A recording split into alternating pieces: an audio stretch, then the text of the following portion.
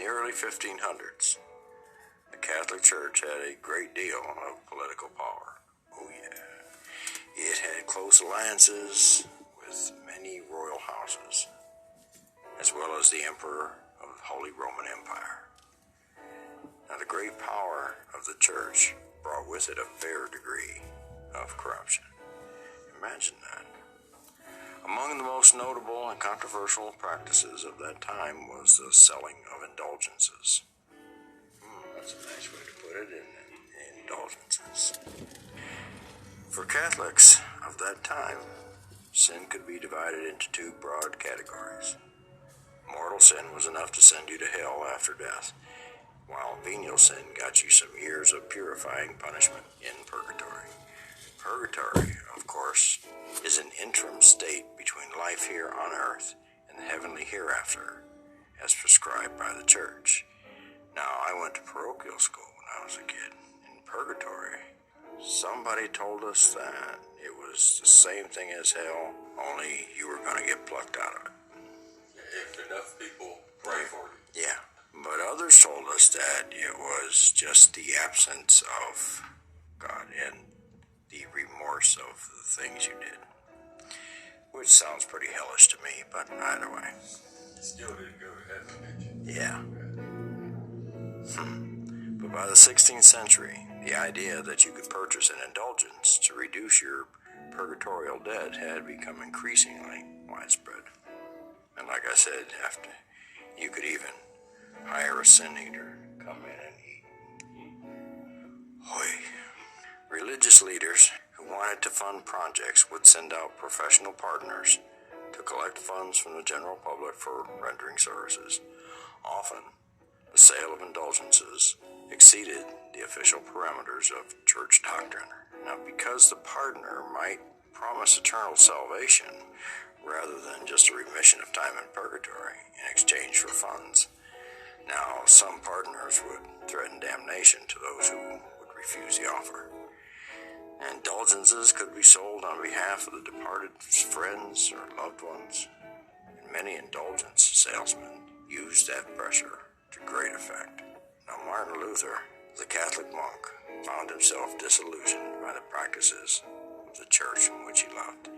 For Luther, indulgences and the church's approach to sin and penance more generally seemed to go against what he saw as the most important part of his Christian faith.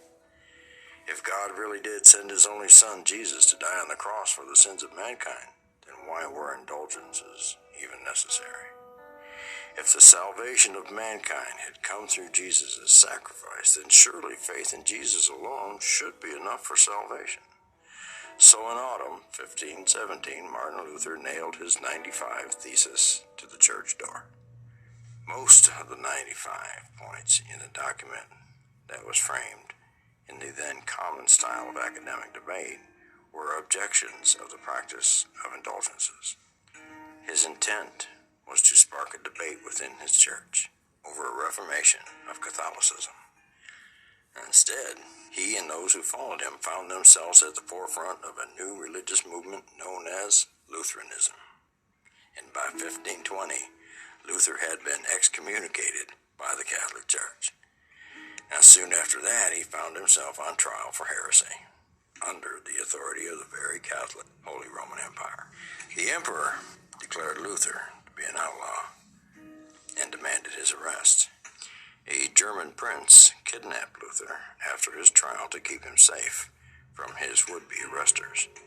In the years following the trial and the spread of Luther's dissent became the basis for a Lutheranism, and now calling it Protestantism. Protestantism often became the choice of individual princes who wanted to signal their opposition to imperial power. And when a prince converted, his entire principality was seen to have converted as well. Now, this led to a 30-year war from 1618 to 1648, where conflict between pro-Catholic and pro-Lutheran German princes built up into a war that killed up to 20% of Europe's population. Do it in the name of Jesus. Although Luther can be said to have started the Reformation, he was was one of many reformers whose legacy lives on in different Protestant traditions. Switzerland saw the rise of John Calvin, whose own Protestant denomination, Calvinism, bears his name as well. John Knox founded the Presbyterian Church of Scotland, and each denomination of Protestantism had its own specific theology and approach. But not all Protestant reformations were entirely idealistic in nature. Because King Henry VIII famously established the Church of England, which is still the state church of that country today, in order to annul his marriage to Catherine in order to marry Anne Boleyn. Now, nearly all Protestant groups, however, shared Luther's original objections to the Catholic Church. This brings me to my point. Just how many times did groups of people splinter off from the Catholic Church? According to a survey found online, the estimated number of church buildings accommodating Christian congregations is approximately 37 million. That's one for every 65 people. The same website indicates that there are 34,000 Christian denominations in the world.